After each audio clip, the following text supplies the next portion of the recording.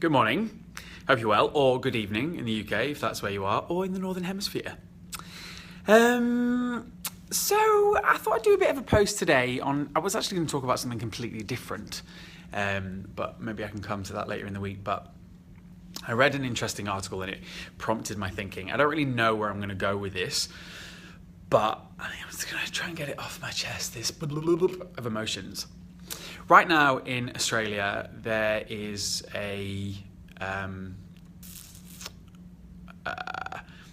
significant event taking place, which is that we are in the build-up towards a national plebiscite on same-sex marriage. Now, what a plebiscite is effectively, it's like a referendum.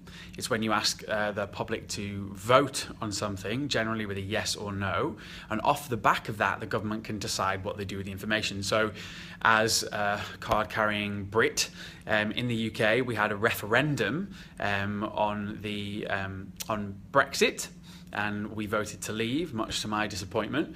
And as a result of that, because it was a referendum, it was far stronger and far easier to then say, well, actually, okay, this is what the people want, let's make it into law. A plebiscite, however, is actually non-binding. So it's not forcing government to do anything either side. But what it is doing now is opening a huge can of worms while people, and I'm using my verbs very carefully here, while people get to put their position forward in the public domain.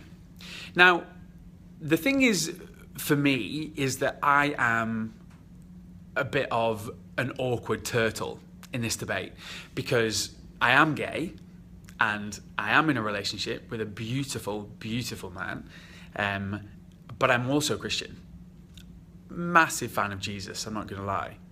Now, what I'm seeing is that there are very strong opinions either side of the debate, and so there should be.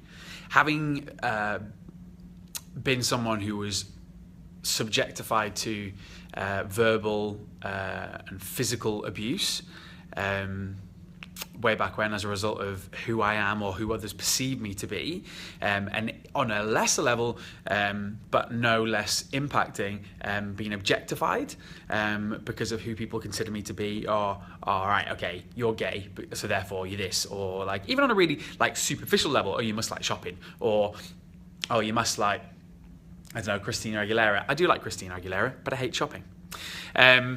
But even as a Christian, okay, yeah, you're Christian, you must be completely crazy. Like, you don't believe in the dinosaurs, do you? No. Well, I mean, we found the skeletons, so, you know.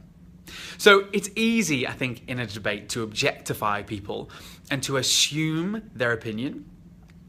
I've seen a few articles, I've seen a few links to vote that have been sent to me, or I've seen on people's walls, where people are thinly veiling their prejudice under what they consider to be factual opinion or reasoned debate, but it isn't. The fact that we have a plebiscite means that there's going to be propaganda from probably far right sides of either part of the debate that's really going to hurt people. I'm really, really worried for LGBT youth and the examples they will see set and the things that they will see discussed about them in the public domain. I'm concerned about the abdication of responsibility of a reasoned discussion, which I think is the beauty of democracy, that won't be taking place until we've seen the flyers, we've seen people likening homosexuality to bestiality, to incest, to all sorts of depravity. But then equally, people screaming blue murder at churches because they feel like they're outdated and they believe in some form of like Jedi woo-woo stuff that they don't feel like applies to them. So what's the answer? Look, I'm really glad that I'm not in a position of power to have to deal with this, because I do think it's tricky and it's hard. I personally am 100% behind same-sex marriage, because I don't believe that by making one group more equal, you render others less so. Like by addressing the gender pay gap, you don't make men less powerful, you just bring everybody up to the same footing. But what I do think we need to do is really look beyond the hype. It is an emotional debate, and rightfully so, when you start to talk about civil rights. But how's about we start speaking to people that we know? How's about we start having a conversation with a gay person, an LGBTI person in our world? And by that, so that's lesbian, gay, bisexual, transgender or transsex, and intersex people. Do you know anybody like that in your world? Why don't you go and speak to them and have that conversation? Or equally, if you're on the other side of the debate and you're fundamentally for, or if you fall into that community yourself, go and seek out a person of faith. Just ask them. Now, we don't need to agree with what they're saying. Some people have absolutes that don't align with our worldview, but you need to have the conversation, because the worst thing to do is to make a wild assumption, objectification, or generalization of what a group thinks or believes. We have to talk about this, but we have to realize that this is a debate about real people. Don't tar everybody with a brush and assume you know what they want, because as much as I think it'd be really cool, we can't actually read minds. This is a really important debate for us, for our children, and for society.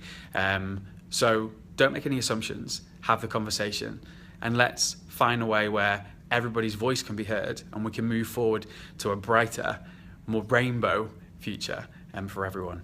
I hope this has made sense. I think it's something that I feel really passionate about, and I'm a super fiery, passionate person, so I could bubble over, but this is one of those areas where we need to start talking about it. We need to make it human. We need to come back to, and we also need to come back to love, because that's the example that Jesus would set, and that's the example that I think we need to be working towards. Love you very much. Hope you're having a great week. Please write some comments in the bit below, because I'd love to talk to you about it. Take it easy. I always struggle with this flipping button.